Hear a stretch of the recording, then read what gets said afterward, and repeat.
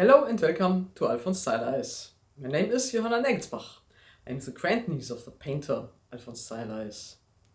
The year 1928 is coming to an end. What are the prospects, especially for the first year pupil Anneliese Stylize?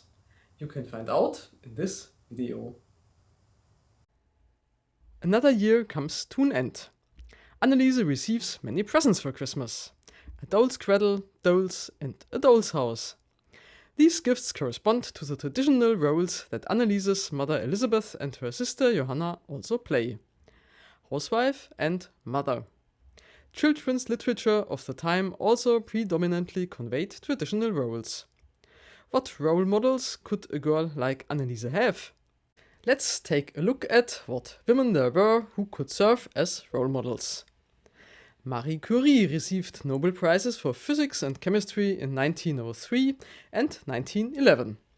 In 1912, the microbiologist Lydia Rabinovich-Kempner was the second Prussian woman to be awarded the title of professor, but without a teaching license, as was the physician Rahel Hirsch.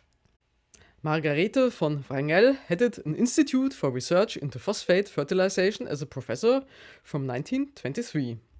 Mathilde Ferting, an educational scientist, was also appointed associate professor in 1923.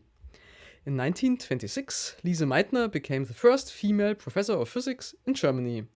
In 1927, the newspapers celebrated the 70th birthday of Anita Augsburg, who was the first German woman to gain a doctorate in law in 1896, albeit in Zurich, and fought unconventionally for equal rights for women's suffrage, and in the women's peace movement.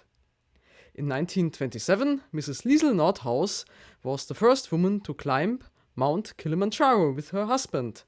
She cooked an oxtail soup with Maggie's soup cubes and Maggie's seasoning at an altitude of more than 5,000 meters. In 1928, Mrs. Katharina Müller was the first woman to serve as a judge in the Reichslabor Court. In 1928, the newspaper Pfälzische Bürgerzeitung paid tribute to Helene Langer on her 80th birthday as a leader of the German women's movement.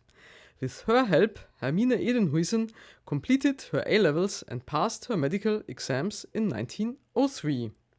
In 1909, she became the first female gynecologist in private practice in Germany and founded the German Medical Women's Association with other female doctors in 1924.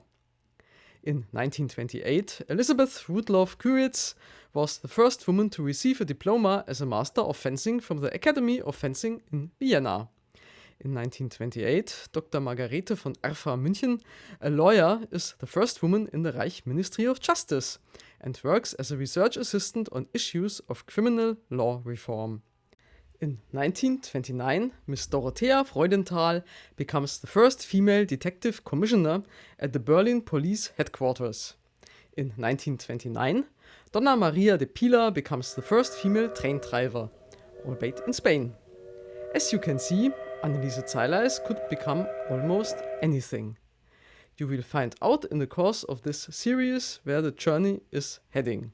So stay tuned! Thank you very much for looking with me at the perspectives that girls like Anneliese Stylize had in 1928. In 1929, the Stylize family will again go on a vacation. In the next video you can find out where to and what wonderful paintings Alphonse Stylize will create. I look forward to seeing you again.